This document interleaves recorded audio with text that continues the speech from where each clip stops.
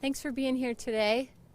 I'll start and then we'll hear from Spencer Hall, who represents Rocky Mountain Power, and followed by Interim Superintendent for Salt Lake City School District, Larry Madden. We wanted to give you an update. There's a number of institutions from the city, the power company, the schools, who have major roles to play in the situation that unraveled this week. We want to give you some clarity, let you know where we're at and where we want to go and need to go. We know that all areas of the city have been impacted by this storm, and really indiscriminately. Rose Park in particular has had quite a bit of damage, but this is damage we're seeing from the East Bench throughout Salt Lake City. We're working hard to spread our resources, and Salt Lake City is working dynamically with the resources we have. So departments and divisions that you would expect to be working here, from forestry and parks, have expanded and are working with parking compliance, for example, is helping us. Our streets division, engineering, so many different people from Salt Lake City are figuring out how to pitch in and help us all across the city. We have a huge job ahead of us when it comes to the removal of debris, and it will take us more than days. It will take weeks for us to recover from this. We don't yet have an official cost on the damage, but our urban foresters are estimating easily 1,000 public trees and 1,000 private trees at a minimum have been uprooted or severely damaged from this storm. The cutting crews are continuing to work with down trees that are in the public right-of-way in the streets, public trees. That means park strip trees that have landed on cars or public trees that have landed on houses. We are very close to having all of the city roads passable, and we hope to have that finalized today. These crews are working throughout the weekend that we're looking at, and they'll help clear debris throughout the city even through Labor Day. I'm sorry, that was last week. That's the way this life is going right now. They'll work through this weekend even if there was a holiday. We thank our crews. The crews have the help of forestry, our fire, even our state lands division, as well as many other sister cities and agencies from across the state. I believe UDOT's out there helping us today with some of their heavy equipment. We're grateful for that. We're thankful to all of those crews. We'll have an official update for residents on personal wood waste. So these are trees that are not in the park strip. We know that they're impeding movement around homes. Some of them are on homes. That's something our families had to deal with. The city cannot yet deal with people hauling wood from private property out onto the street, but by this weekend we will have that plan in place. We're asking people to stay out of city parks as we have been since Tuesday, but today I signed a proclamation making that request official, and it is an official closing of the following parks: Liberty Park, Fairmont, Sunnyside, Jordan, Lindsay Gardens, Richmond Park, Riverside Park, Washington Square, and the Salt Lake City Cemetery are officially closed at this time. The downed trees in the parks are not safe to be around. And I'll mention, as you've probably seen, it's not only the downed trees, but the loosened trees. They're like loose teeth there right now. And I've seen families and kids climbing and taking pictures on the downed and fallen trees. Some of those are leaning on these loosened trees that could fall at any time. We really need people, for their own safety, to stay out of these parks and also to give our crews the space they need to do that work. Lastly, we have some great partners that are helping us connect people who need help and people who want to give help. The United Way, the Church of Jesus Christ of Latter-day Saints, and others are coming together to help coordinate this volunteer effort. So if you need help as a result of this windstorm, you can call 211. That's always run by the United Way, and they will help us liaise on these connections of deploying the city's professionals and volunteer crews to help this cleanup effort. And if you want to be a volunteer, we ask people to go to slc.gov. There's a form on the homepage there that we'd ask people to fill out and let us know what their volunteer capabilities might be. Just go to slc.gov. Thank you, and I'll turn the time now over to Spencer Hall with Rocky Mountain Power.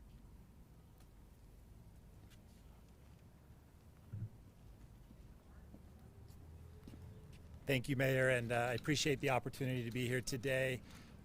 This was really a historic storm, and it hit all the way from California and Oregon all the way over to Wyoming, including Idaho and Utah. Usually in circumstances like this at Rocky Mountain Power, we have the ability to call on other crews within our service territory to come help. But in this case, the destruction was so widespread that everybody had to concentrate on their area. The high winds continued for a long time during this event as well, and so that delayed some of the response. We are happy to say, though, that of an original 180 or 90 or so thousand customers that were out, we're down to 60,000 today. We're hopeful to get almost everyone restored by the end of today. There will, however, be some customers who go into Friday. So if your power is out, we'd like you to prepare that way as if it might be tomorrow. Hopefully we'll have you all on today, but there will be some going into tomorrow. We understand that that's a huge frustration for folks. People are working from home, school, as we'll hear later, school is trying to start. We understand that this is a big hardship for people, and we're working very hard. These were hurricane strength winds that came through, and as we've all seen across the country, hurricanes often take weeks, as the mayor mentioned, to get everything back in order. To be getting this close within 72 hours really is a testament to the preparation of the power company, even the work that the State Commission has done to help put us in a position to be able to have the crews and the materials and the response time to be able to get this within about 72 hours for most customers. We do have some crews that have come in from our sister companies. We have crews from Mid-American in Iowa that came in. They're out this morning in Rose Park doing some work. They've been out. Tree crews were there in Rose Park yesterday. We also have crews from the Reno-Carson area from our sister company, NV Energy. They came in this morning as well, and they're out getting work done too. Right now, as we do this final push for today, the last 2 days have been about fixing the backbone. They've been about fixing the transmission, fixing the substations, getting a lot of the trees and debris cleared, and now we're able to go in and do these one-by-one reconnections and get folks back on. There have been some questions about how we prioritize. We try to bring the most people on as we can with each restoration effort and move out. But there are crews all across the valley, all across the impacted area, across several counties, and they're working hard. We do really appreciate the patience we've seen, and we've seen so much goodwill out in the community, a lot of folks coming out and saying hello to our crews. Again, we want people to stay safe, say hello from a distance. We're still trying to respect the social distancing, and there still are some lines that are down. So please respect those crews as they're out in the field. Another question that has come up, there's sometimes a difference between when a line comes down, whether it's damage to the home that needs to be repaired by the homeowner and things that are the responsibility of the power company. If you have a question about that, call in. Our customer service folks can help you work that out, and then you're able to go out and get an electrician to come out, fix the things that are your responsibility on the home, and then the power company can come in and get that restored. The last thing is just a reminder, we have to know from you if you have an outage. So it's so important that everybody who's out, call in. And if you're taking care of people, or if you know of people who are maybe a little bit vulnerable, find out if their outage has been reported. That's the way that we track these things. And even though your neighbor might be on, or you think that somebody else in the neighborhood has done it, report that outage and we can get out there. Really appreciate the work that the city has done to remove trees, get out there and get the roads cleared. That's been huge. We appreciate all the cooperation of everybody across the city, and we appreciate your patience as we make this final push. Thank you.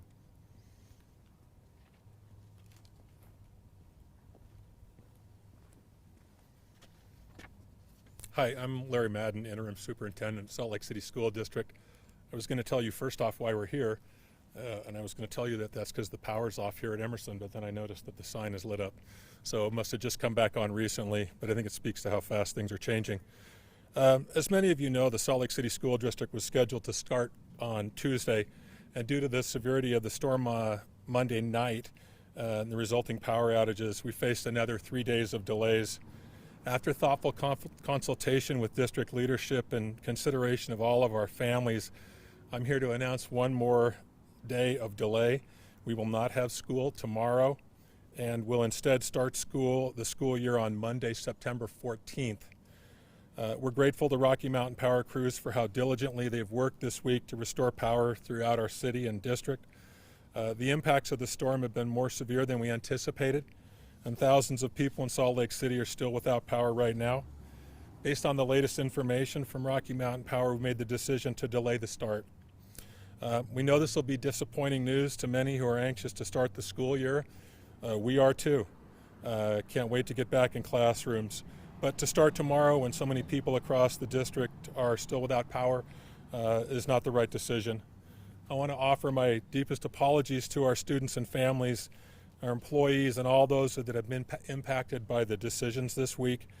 I know many teachers and students were already online Tuesday and today when they received word of school cancellations, and we're grateful for their patience and send our apologies out to them. We know the day-to-day uncertainty has added additional stress to all, and we hope that the knowledge that school will be delayed until Monday will help families across the city get through the rest of the week while recovering from the impacts of the storm. Even if every family had electricity now, we know there are still a lot of families without internet access and dealing with loss of and destruction of property. And we hope this additional time will help our families, students, and employees be ready for a start on Monday. Thank you. We're happy to take questions if you have any for the three of us. Do you have a list of those parks that are officially closed? Yes. Want me to read it again? Yeah, if you could, that'd be great. Liberty, Fairmont, Sunnyside, Jordan, Lindsay Gardens, Richmond, Riverside, Washington Square, and the Salt Lake City Cemetery. Mm-hmm. And how long will the parks be out? Or be closed? It's indefinite right now. We don't want to close our parks. We want to reopen them very much. So as soon as our crews clear through the dangerous trees and nearly downed trees, we will open them as soon as possible. Does that go for golf courses as well? No, it's just specific to these parks.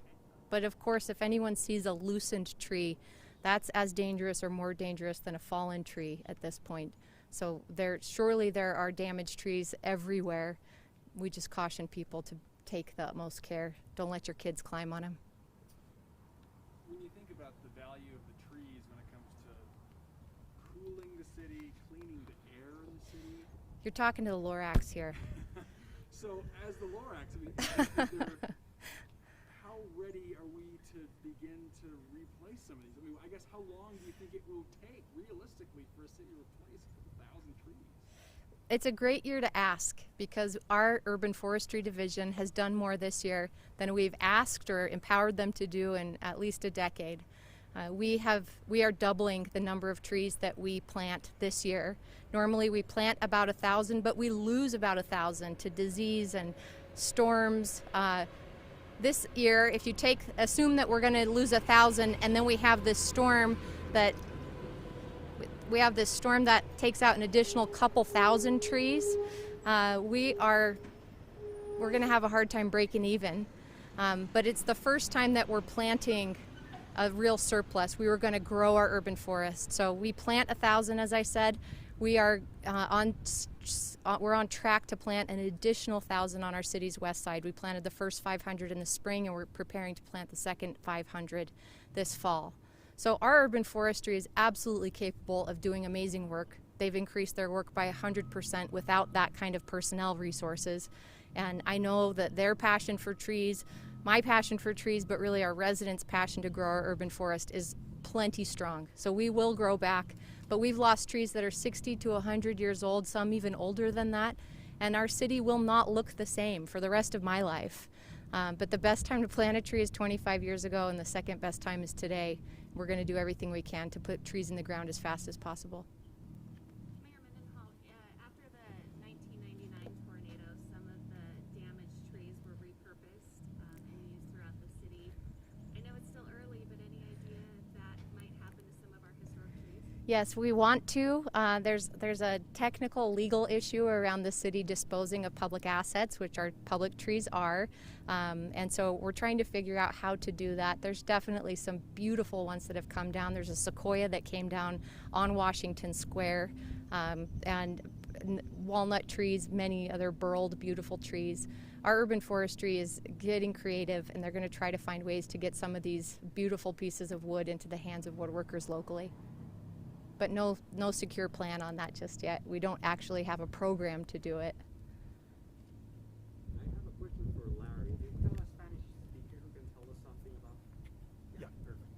And if anyone has questions about this map, Spencer.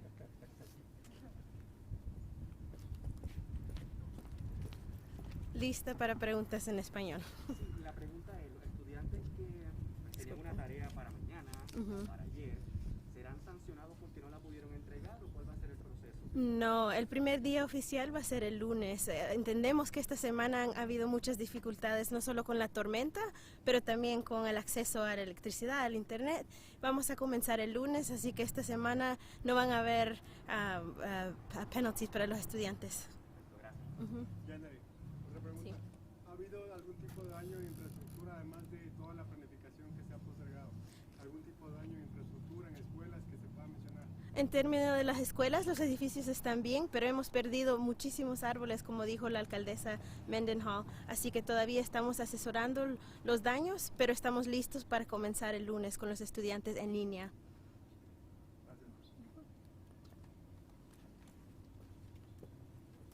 Spencer, would you mind taking us through again kind of some of the priority list for how you get stuff back on and why there would be seemingly some neighborhoods with half the houses on and half of them still out or something like that? Yeah, absolutely. A lot of people had questions about how we prioritize the restoration. I brought this map to kind of take a look. You can see that the winds came in from the east. They came over the mountains, and as they came down the canyons, the destruction was more severe along the east benches, but it did get all the way out into the west side. And then some of our most vulnerable people in some of the neighborhoods, especially over here on the west side, also received significant destruction to property. So what we do when it's time to start the restoration is first begin with things like hospitals, emergency infrastructure, things like that. We get those things back online, and then we start thinking about what is the best way to get the most people on at a time. So if there's a circuit that can bring on 10,000 people, they'll assign a crew to that. And then they begin with the substations and they work outward. Now, a lot of the circuits don't always match the city streets, so it's possible that your neighbor across the street could be on a different circuit and could be restored. And so that's a frustration that happens. People look across the street, they say, my neighbors are on, why am I not on? And I recognize that that's frustrating, but make sure that you've reported the outage. If you haven't heard from anybody, go ahead and call in again, make sure that that's reported. And after that wind event, I should have known better that would tip over. But that's the way that this is. There's absolutely no regard to socioeconomic status when we make these decisions. I know there's some feeling. I've heard from every neighborhood in the city claiming that they're the last ones. And so I can tell you that there's absolutely no decision made to supply a certain neighborhood over another. There are significant impacts in different neighborhoods that require different kinds of responses. In some neighborhoods, it's more tree removal that's in the way, and other times it's lines and access.